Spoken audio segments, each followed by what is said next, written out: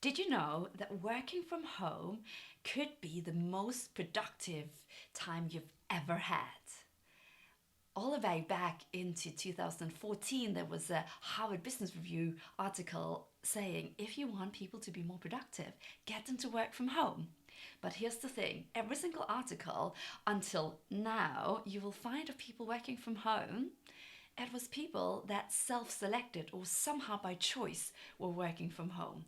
This situation is a whole new world, and you, my friend, have to watch out because you could easily get into some really bad habits that might not make you the most productive ever. So let's look at what it's going to take for this to be really satisfying period, this to be productive, and for you to come out of this period feeling really proud and excited about how you handled it.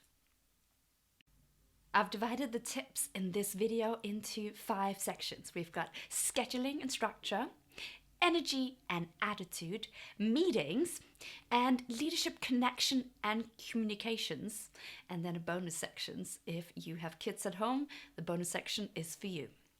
We have to remember the context when we're looking at these tips, because this is not just taking your normal day job and then figuring out how to do it at home. I'm sure your job has changed a little bit.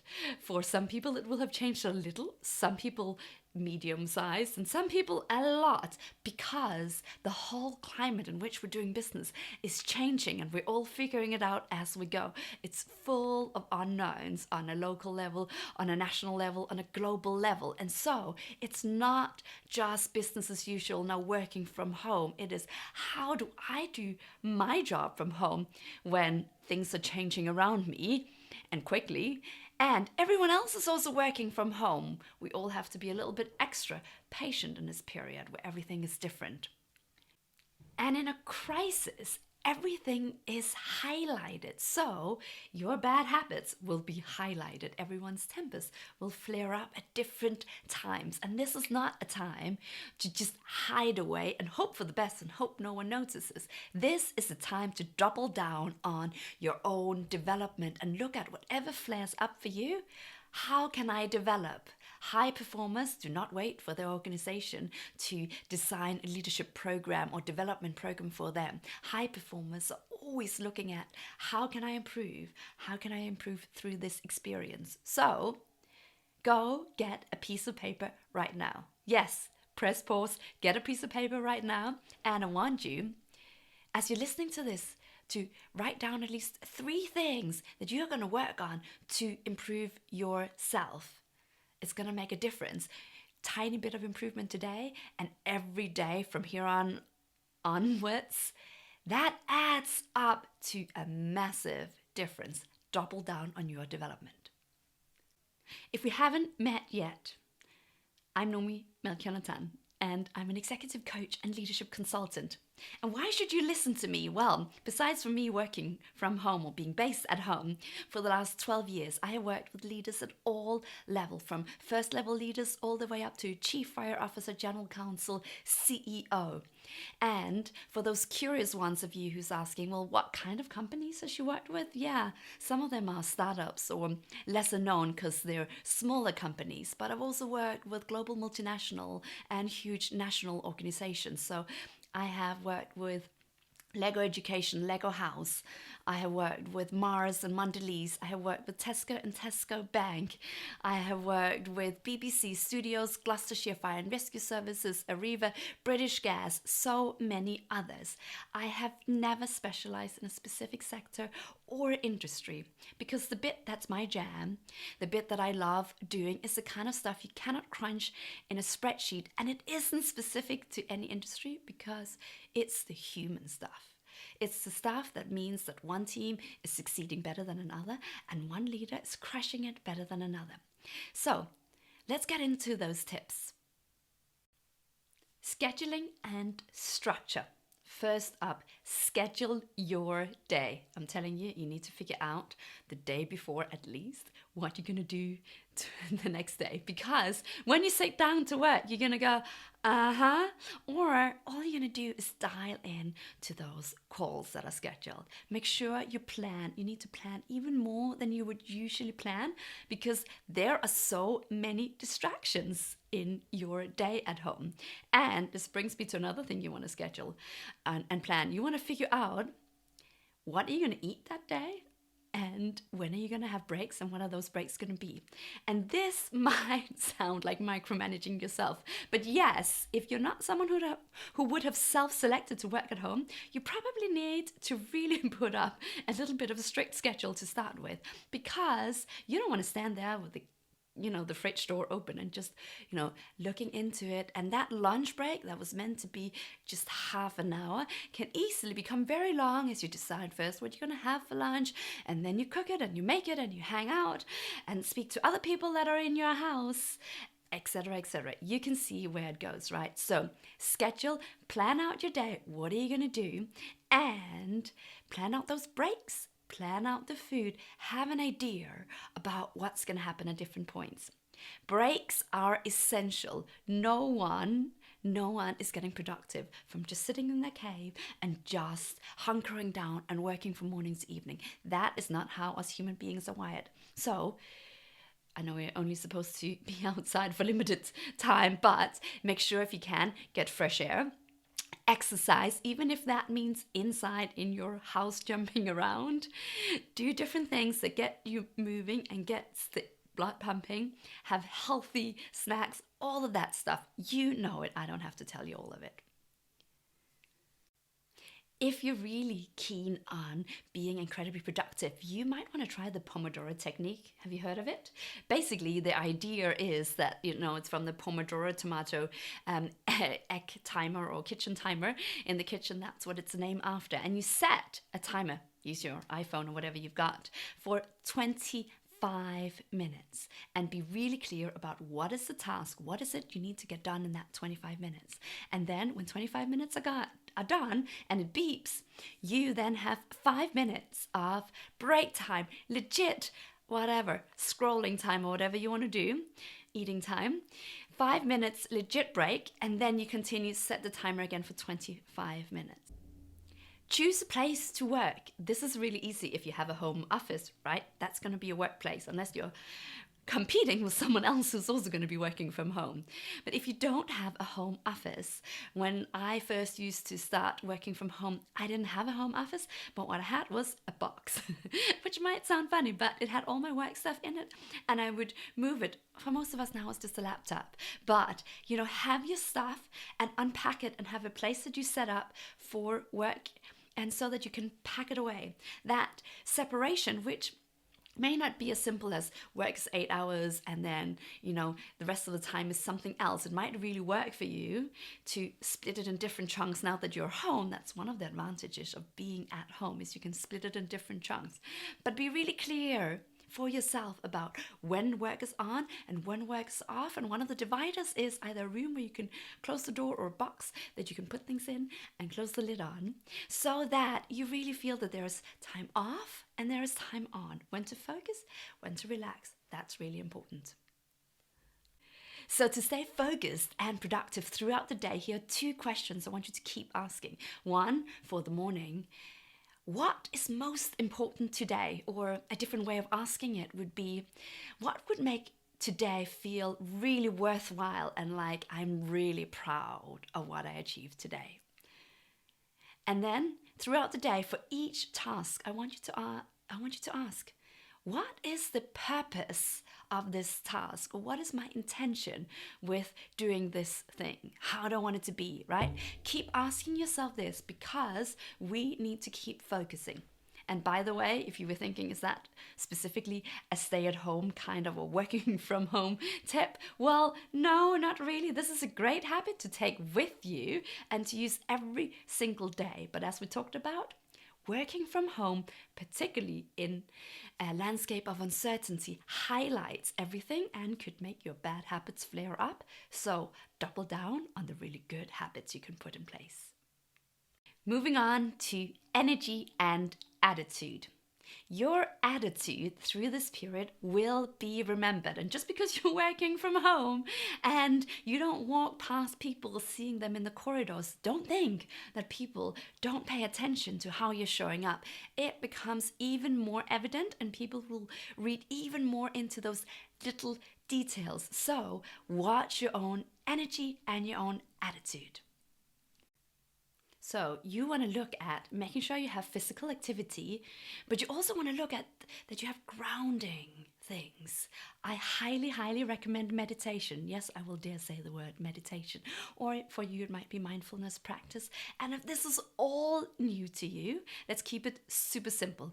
Close your eyes, breathe for 60 seconds. That's all. That will make a massive difference to the focus, to your energy, and to how you show up and other people experience you. Even if you did it once a day, I'd recommend more than once a day if it's only 60 seconds. But close your eyes and breathe. Seriously, try it. It makes a difference. Look after yourself. This is the time to think about, what do I need to be at my best? This is not a time to hide. People will remember how you show up. This doesn't mean to say that you can't be fearful or worried or stressed for a moment. Of course, the whole point of great relationships and great leadership is to be real. So yes, be real, but here's what I say to my clients. Spend 10% of your energy and time thinking worst case scenarios and spend 90 thinking about possible what ifs that are in the what we call positive, innovative breakthroughs. How could we do this? What's a better way, a simpler way, a new way? What if it was possible? How else can we hunker down and bring things to life? The most important words in the world are the ones you say to yourself. We all have an inner voice. If you think you don't have one, it's the one that just say, I don't have one, she's crazy. That's the voice. And you want to pay attention to what you're telling yourself in this period, because you don't want to walk around and be needy, needing praise from other people. So you need to watch that you pay attention to asking yourself, how else can I be more helpful? How can I add value? But then you want to add in some self-praise. Otherwise, you're going to need it from other people, or you're going to go insane with insecurity because you don't have the nonverbal clues and all the other feedback that you might normally get. So really check in and self-praise. It's not about getting arrogant or big-headed. It's about calming ourselves down so that we can be helpful. When we're needy, we're not helpful. We need to calm ourselves down. And I'm going to trust that you have a BS filter so that you know yourself whether this was a good job and whether you did a good job. But you do need to give yourself that positive self-feedback. And if you're struggling with how to do that, or in general, this kind of thing is way out of your comfort zone, do get in touch. I'd love to help you with that. Okay, meetings. Meetings are important and you want to make sure you schedule them, but also you want to watch out for the over-scheduling and overproduction of meetings that's happening at the moment. It seems people are in more meetings and more calls than ever before. Yes, we're missing that daily contact, but really watch out and ask yourself and everyone else, what is the purpose of this meeting and what is the intention of this meeting? So everyone is clear. And there are different types of meetings. Is it a meeting to connect? Is it a meeting to inform? Is it a meeting to discuss or decide? So connect, inform, discuss, or decide. You might have to do all of those things, but really clear about what is the purpose of this meeting. And then you need to design a meeting structure that is, it's got to be more structured and more organized than normal meetings because we're not in the same room. So there are best practices to have in place for having productive remote or virtual online meetings, whatever you want to call them. First up, make sure everyone has their camera on. Do not make it an option for people not to have their camera on. I don't care whether they've done their hair or whatever they're wearing or how messy their house is. They need to put on their camera because then we can do thumbs up, we can do smiling and nodding, and we can feel each other. It's not the same as being in the same room, but it makes a massive difference. Make sure that you create a structure for the meeting. So you want to start every meeting, even if it's not a connect meeting, even if that's not the main purpose. You want to start with the first 5 minutes being a kind of check-in. So make sure you go around everyone and everyone says 1 or 2 sentences about how they are, genuine sentences. If you have tons of people, you might ask people to write it in the chat. But if it's not a huge meeting, get people to say how they are, but structure it so it's 5 minutes, everyone's clear on time, and everyone is helping keep track of time. Again, at the end of the meeting, you want to have 1 sentence from everyone, which might be, what's your main takeaway from this meeting? Or could be, how are you feeling right now? But make sure you get a check out from everyone, because we're not going to follow them out of the meeting room and check in how they are. And, checking in with everyone individually afterwards, setting up separate meetings is time consuming. You want to make sure we know where everyone's at. So 1 sentence at the beginning, 1 sentence at the end, right? That is easy, but you got to make sure the structure is there so that everyone knows and that you follow this. And when you set up meetings, really think about how long do we need for this meeting, right? There's a default setting usually to do everything 1 hour, but maybe half an hour is enough. That's the other default. And it could be that it's 20 minutes or 90 minutes or 45 minutes. Be creative and really think about how long do we need for this. So focus in and have that concentrated time. If it's a connect meeting, it has a different feeling. If it's a discussion meeting, use the chats. You've got to be creative because this is a different way. And don't just let a few people talk. Make sure everyone mutes because that helps, and then people unmute when they speak. Makes the sound so much better. I'm sure you figured that out already. And then use the chat functions, the thumbs up, the thumbs down, the nodding. Engage. Do not sit there and be lame ducks. It makes for awful meetings. Make sure you participate, not to look good, but to be helpful, because our next section is leadership, connection, and communication. And the first thing I want you to remember is leadership is a team sport. Yes, I said it. It's a team sport. It's not the one leader that has to figure it all out. They can't, you can't. You need to collaborate and figure this out together and work out, how's it working? What's going well? What's not? Don't try and find all the answers by yourself, whether you have the leadership role or the leadership title or you don't. Do this in dialogue and together and teach each other what's working and what's not. Share with your leader and those that you're leading, here's what's working for me, here's what's not working for me. Let's do it together. And different people will have different needs at this time. Some people really love a daily check-in, and other people go, too much, stop all that chatting. I've had enough. Like, once in a while is good enough for me. So as a leader, don't assume that everyone needs the same. And also don't assume they need the same as you or they crave the same as you. Really ask more questions at this time. We all need to ask more questions of each other. What's working? What do you need? What do you want different? What's working for you? And then we need to be really, really, really clear about our expectations. What are the expectations? When are things due by? And what is the purpose of that thing, right? What's the purpose? We talked about purpose before. And misunderstandings happens so much more easily when we're not together. So make sure you ask questions, check in, repeat back what you heard to clarify all the time.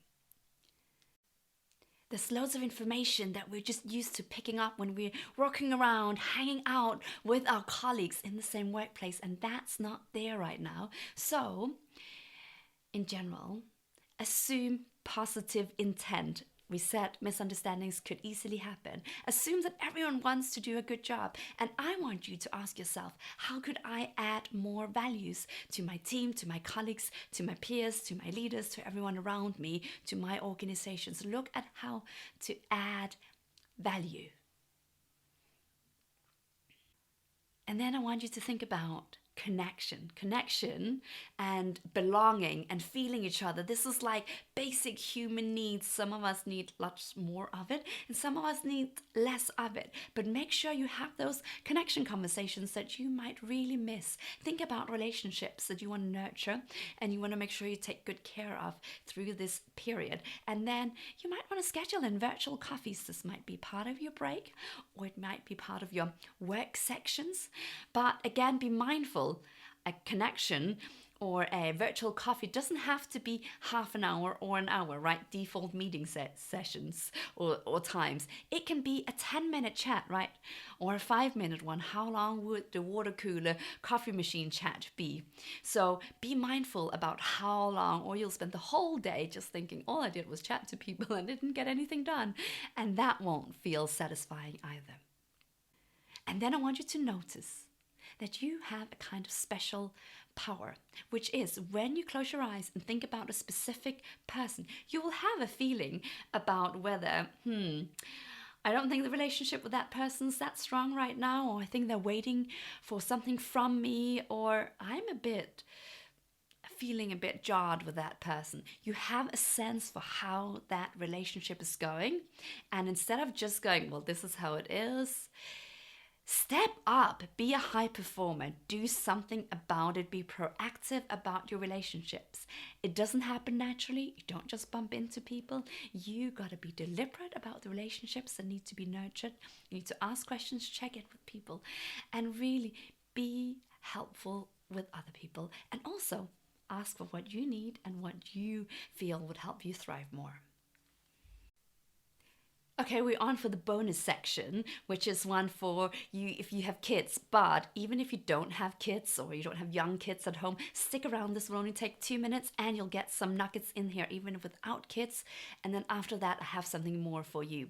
So if you do have kids, and it's very likely that you might not have full 8 hours, you might not have the normal structure you would have to your workday, particularly if you and your partner are both splitting your time or if you're alone with the kids. So here's one thing that could help you. Make sure you have some kind of ritual set up to what I call flip your switch, which is, for me, it was a necklace the other day. I was coaching, then I was downstairs with the kids because my husband had calls, then I was upstairs again in the home office coaching, then I was downstairs with the kids, and this is how it was because we had calls at different times throughout the day. What helped me remember, hang on, am I in mom mode or am I in coach mode, was a necklace. I kept taking this necklace on and off. Yeah, I wasn't wearing this, let's face it, but I was wearing this t-shirt and I kept putting my necklace on and off. When I wore it, I was like, oh, I'm in work mode, I'm a coach. And then when I took it off, I knew I was in mommy mode. So find something that helps you very quickly switch so that transition time isn't taking too long, because transition time is something that can mean lots of wasted time and you don't have that. And the other one thing that, whether you have kids or not, is really important is be really present. So when you are at your workstation, really be focused and allow yourself to be really focused on work. That means you'll be incredibly productive and you'll get stuff done. And then when you are with your kids or whoever else you need to look after, really be fully with them and tell yourself when you're going back to the work. If you do have kids, you have to be even more mindful about scheduling the day so that you know when you're doing what, because that will help you get the most out of that day. And for all of you, remember to course correct as you go. It's not like you're going to figure the recipe out and then it's just going to work. Keep checking in and figuring out what it works, and then keep improving it and adjusting it to work even better. If you enjoyed what I had to share here, I have plenty more free and paid resources, but lots of free resources for you. Go to nominatan.com and sign up for my newsletters where I share lots of tips behind the scenes on what it takes to be a great leader and what it takes to be effective at work. And you can go to iTunes, Spotify, Stitcher, or again on my website, and you can listen for free to my podcast, Leadership Behind the Scenes.